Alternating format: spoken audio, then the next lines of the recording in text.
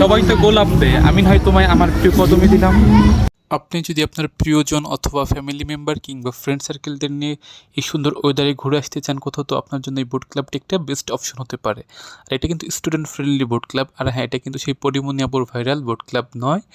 আর এখানকার প্রতিটা কর্নারই আপনি খুব এনজয় করবেন, আপনার চোখের শান্তি দেবে। এখানকার সফট লাইটিং, সফট মিউজিক, আপনি হয়তো বা মনের অজান্তেই গানের সাথে ঠোঁট মিলাতে বাধ্য হবেন। আর প্রতিটা জায়গায় আপনার এত শান্তি লাগবে, মাইন্ডটি আপনার রিফ্রেশ হয়ে যাবে। এখানকার এত সুন্দর ওয়েল ডেকোরেটেড একটা প্লেস, সুন্দরভাবে লাইটিং করা, আর এত একটা পিচ মাইন্ড আপনি নিয়ে ফেরত আসবেন, যেটা আসলে না গেলে একবার বুঝতেই পারবেন না।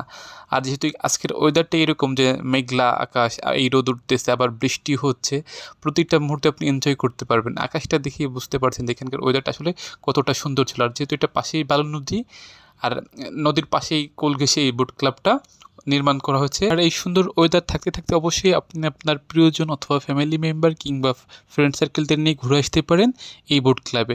আর যদি সাথে থাকে এরকম আপনার প্রিয়জনের পছন্দের কাঠগোলাপ কিংবা কদম ফুল, তাহলে তার কোনো কথাই নেই।